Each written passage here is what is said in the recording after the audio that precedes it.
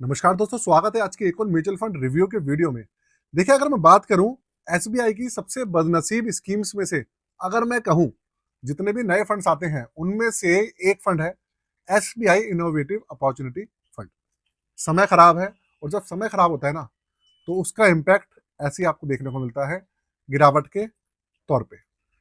जब से ये फंड लॉन्च हुआ है, इसके अंदर मतलब इस तरीके की कंडीशन चल रही है, ये 10 रुपए से ऊपर आता है, फिर 10 रुपए से नीचे चला जाता है। आज इसका एक छोटा सा रिव्यू मैं आपके सामने करने वाला हूं। फंड का नाम है SBI innovative opportunity fund. SBI की तरफ से आता है। अभी के समय में इसका एनएवी 10 रुपए से नीचे आकर 9 रुपए 35 पैसे पर आ गया है। तो इसलिए एंड तक बने रहिएगा, वीडियो को लाइक कर दीजिएगा दोस्तों, और चैनल को सब्सक्राइब जरूर करके जाइएगा। शुरू करते हैं। कंप्यूटर स्क्रीन आपके सामने चालू हो चुकी है। फंड का नाम है एसबीआई इनोवेटिव अपॉर्चुनिटी फंड, और ये जो फंड है, ये एक थीम बेस्ड फंड है, सेक्टर बेस्ड फंड नहीं है। और इसकी जो थीम है वो है इनोवेशन।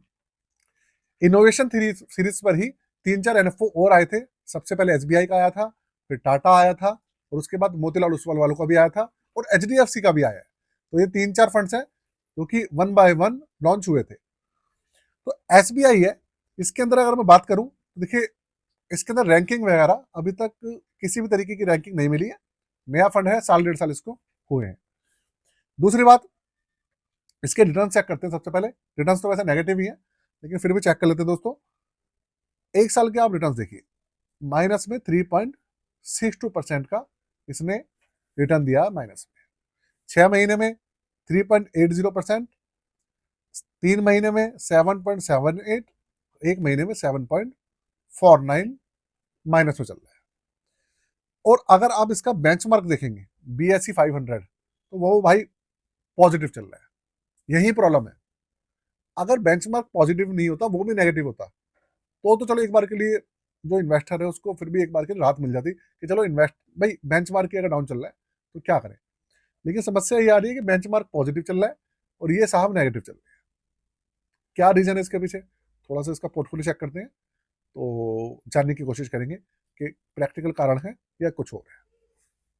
देखो भाई, 96.27% इक्विटी है, और 3.65% है कैश।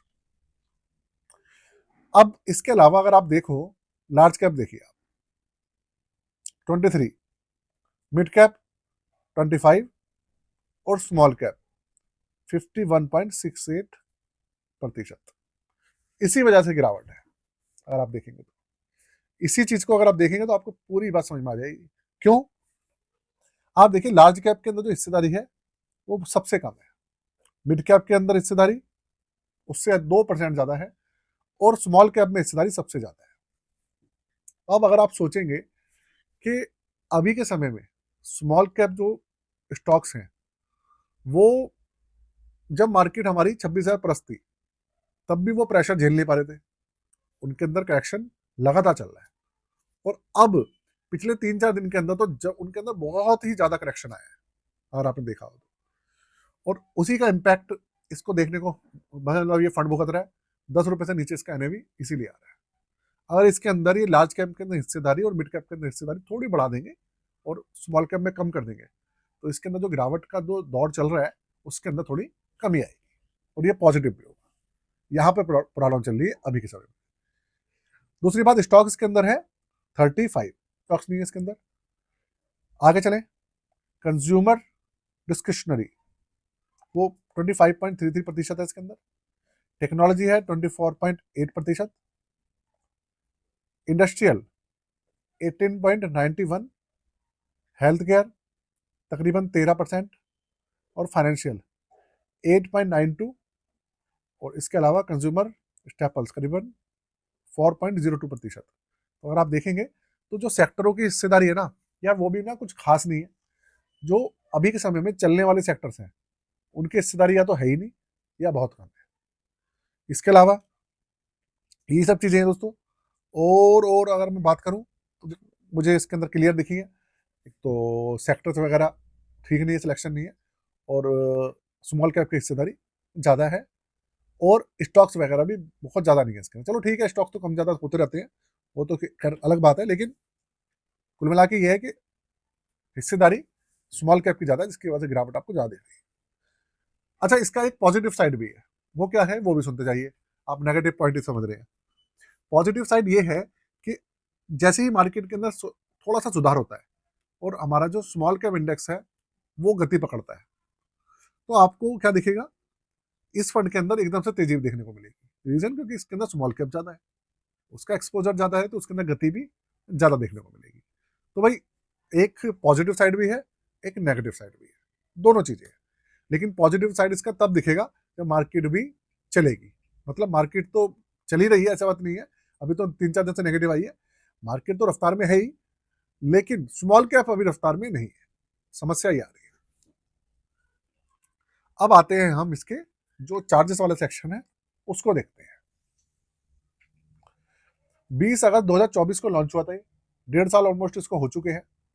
निफ्टी 500 इसका बेंचमार्क है, ओपन एंडेड स्कीम है, एक्सपेंस रेशियो बहुत ज्यादा है 0.91%, जो कि कम होने चाहिए।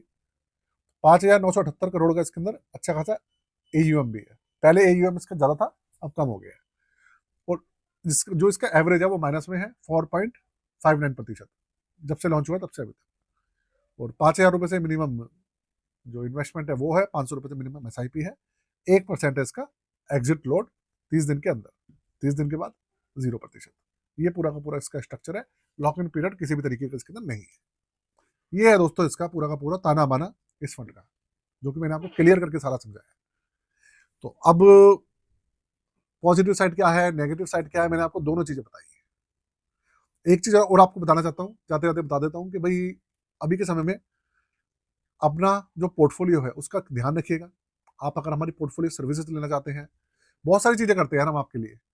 पोर्टफोलियो क्रिएशन करते हैं, रिव्यू, रीबैलेंसिंग, इसके अलावा स्टॉक पोर्टफोलियो, स्टॉक्स के अंदर बहुत सारे काम करते हैं, ETF के अंदर बहुत सारी चीजें करते हैं। सारी चीजें मेंशन नहीं है डिस्क्रिप्शन के अंदर, आप जाके देख लीजिएगा। चार्जेस वगैरह मेन मेन चीजें जो है उनकी चार्जेस मेंशन है। व्हाट्सअप नंबर है, आप व्हाट्सअप नंबर पे अपनी क्वेरी रेज कर सकते हैं। ठीक है, और आज के लिए जय हिंद, वंदे मातरम, और अपना भी ख्याल जरूर रखिएगा।